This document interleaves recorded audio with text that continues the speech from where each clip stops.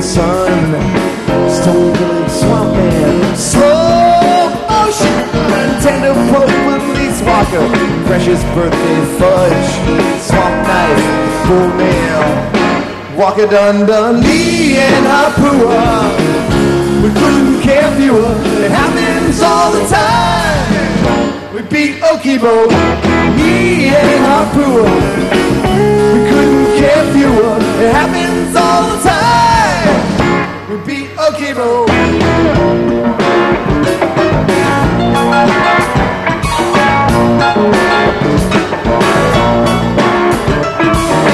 Hot liquor, stone jack, bitter toothless flesh, shattered pimple, chin slime, evil milky rash. Me and Hapua, spastic dead-eyed hound, prison dreadlock skull cow. We're coming to your town. We'll help you party now. Me and Hapua, we couldn't care fewer. It happens all the time. We beat Okibo. Me and Hapua. We couldn't care fewer. It happens all the time. We beat Okibo.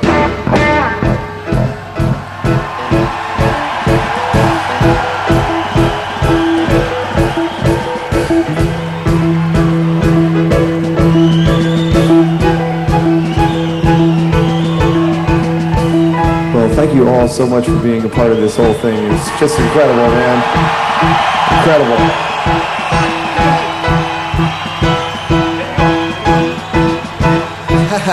Other than that guy, it was incredible. No, really, unbelievable. Thank you, really.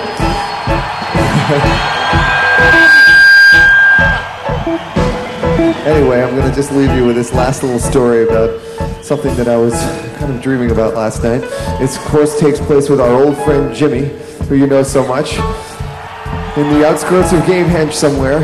And on this particular day, Jimmy is in his house, and as you know, what I was just singing about was Harpua, the evil man, and Gamehenge and all that stuff, and you know what's going on.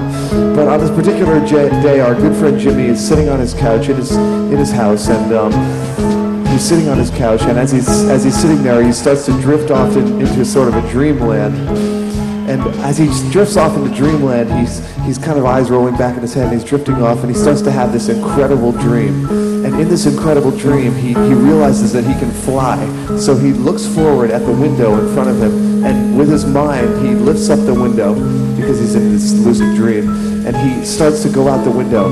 And he goes out the window, and he's flying along, and it's just the most beautiful, deep, amazing dream he's ever had. He feels like the air underneath his arms pushing as he kind of pushes up, and it gets better and better. Everything is crystalline and crisp around him. He can smell the beautiful, clean air, and he pushes with his arms, and he feels himself flying, and he goes up and higher up into the air. As he flies, he realizes he's sort of flying through time and through space all at the same time, so that everything is kind of blending into one.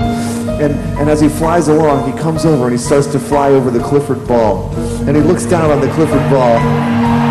And as he flies over, he gets this incredible energy from this audience, all these people that were here hanging out, and all the people up at the ball square just beaming up towards him. And he feels himself kind of turning into this mass of beams of color and beams of sparks flying off his arms. And he just looks down and he thinks to himself, what an amazing weekend it's been.